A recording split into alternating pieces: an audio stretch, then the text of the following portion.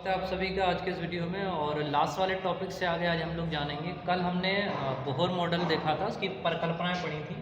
तो आज उसी कंसेप्ट में आगे बढ़ते हुए बोहर परमाणु मॉडल की कुछ कमियों को हम देखेंगे, क्योंकि ज़्यादा विस्तार से आपके इंटर के सिलेबस में नहीं है। ठीक है, तो यहाँ पर हम थोड़ा सा जानकारी लेंगे इसके बारे में और ज़्यादा विस्तार से नहीं पढ़ेंगे। तो पहला पॉइंट ये था कि इसकी कमी का कि हाइड्रोजन केवल ये वाला जो मॉडल था वो सभी जो शर्तें थी, जो कंडीशंस थी, वो फुलफिल कर रहा था केवल हाइड्रोजन परमाणु के लिए। हाइड्रोजन परमाणु का मतलब ये हुआ कि वह एलिमेंट जिसके आउटर मोस्ट ऑर्बिट में केवल एक इलेक्ट्रॉन पाया जाएगा, उस हाइड्रोजन परमाणु के लिए ये केवल सेटिस्फाई कर रहा था। वे तत्व या वे परमाणु जिनके आउटर मोस्ट ऑर्बिट में एक से ज़्यादा इलेक्ट्रॉन होंगे, उसके लिए एक्सप्लेनेशन नहीं कर पा रहा था, उसके लिए व्याख्या नहीं कर सका। ठीक है, तो एक ड्रॉबैक इसका ये था। दूसरे की बात अगर करी जाए तो दूसरे में ये था कि इसमें जो कॉन्सेप्ट अपनाया गया था वो केवल प्लांक का क्वांटम सिद्धांत था, जो प्रमोट करता था केवल पार्टिकल थ्योरी को, यानी जो प्रकाश है वो क्या है, कण के रूप में आगे चलता है। तरंग की व्याख्या उसमें नहीं की गई थी। ठीक है ना, तो ये वाला जो आपका बोहर मॉडल है, ये अगर कहें तो दे ब्रोगली का जो तरंग सिद्धांत था,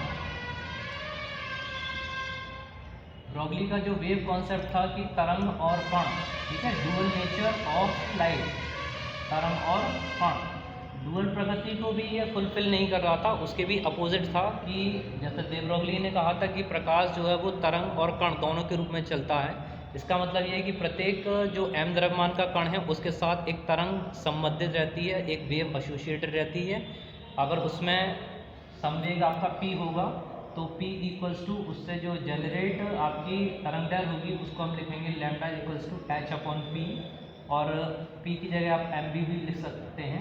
इसके बारे में हम लोग पहले भी काफ़ी चर्चा कर चुके हैं, तो जिन लोगों ने वो वीडियो ना देखा हो वो देख लें। तो वहाँ पर हम लोग इस बारे में बात कर चुके हैं। तो कहने का मतलब हुआ कि बोहर का जो अजम्पशंस थे, जो परिकल्पनाएँ थी, वो दे ब्रोगली के अपोजिट थी। ठीक है, तीसरा कॉन्सेप्ट या तीसरी कमी की अगर बात करें तो वो था आपके रेखीय स्पेक्ट्रम के संबंध में। रेखीय स्पेक्ट्रम के संबंध में इसलिए कहना पड़ रहा है क्योंकि इन्होंने जो लाइन स्पेक्ट्रम की व्याख्या की थी, उस स्पेक्ट्रम में केवल एक लाइन आपको दिखाई दे रही थी। ठीक है, लेकिन इस लाइन को और भी सुपर फाइन माइक्रोस्कोप से देखने पे ये पता चला कि ये केवल एक लाइन नहीं है, ये कई सारी छोटी छोटी लाइनों से, यानी और भी पतली पतली लाइनों से मिलकर बनी हुई है। ठीक है ना, तो अब तक जो बात चल रही थी कि वो सभी वैज्ञानिक इसको केवल एक लाइन मानकर चल रहे थे, जब वास्तव में इसको देखा गया तो ये एक लाइन नहीं है, कई सारी लाइनों का समूह है, a group of number of lines. तो यहाँ पर इसकी एक्सप्लेनेशन नहीं कर पाए। ठीक है, तो बोहर इस चीज़ को एक्सप्लेन नहीं कर पाए कि जो लाइन आपको दिखाई दे रही है वास्तव में वो अगर देखा जाए तो कई सारी लाइनों से मिलके बनी है। तो इनके पीछे क्या कारण है, इसको भी एक्सप्लेन नहीं कर पाए। ठीक है, दूसरा बात थी इसका जीवन इफेक्ट या पाश्चन इफेक्ट। जीवन इफेक्ट क्या होता है, जीवन प्रभाव बोलते हैं, स्टार्क इफेक्ट बोलते हैं। तो अगर इस स्पेक्ट्रम लाइनों को अगर हम किसी चुंबकीय क्षेत्र में रखें या इलेक्ट्रिक फील्ड में रखें, ठीक है, तो क्या होता है, इन स्पेक्ट्रम लाइंस पर असर पड़ता है। एक सिंपल भाषा में अगर कहें तो प्रभावित होती हैं। तो उस पर इफेक्ट ये कैसे डाल रहे हैं, ठीक है, इसकी भी एक्सप्लेनेशन नहीं कर पाए।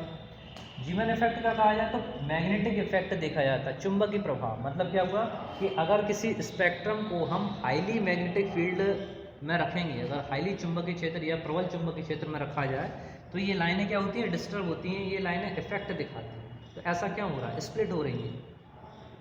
ठीक है ना, तो इसी प्रकार अगर स्टार्क इफेक्ट की बात हम लोग करें तो वहाँ पर बात करते हैं हम इलेक्ट्रिसिटी, यानी जब आप ज़्यादा विद्युत क्षेत्र लगाते हैं, तो ज़्यादा विद्युत क्षेत्र लगाने पर वहाँ वो इफेक्ट क्यों उत्पन्न हो रहा है। ठीक है ना, तो यही सब कारण थे। इसको आप बोहर मॉडल या बोहर जी, आपके नील्स बोहर जी इसको एक्सप्लेन नहीं कर पाए। तो मुख्य रूप से यही इसकी कमियां हैं।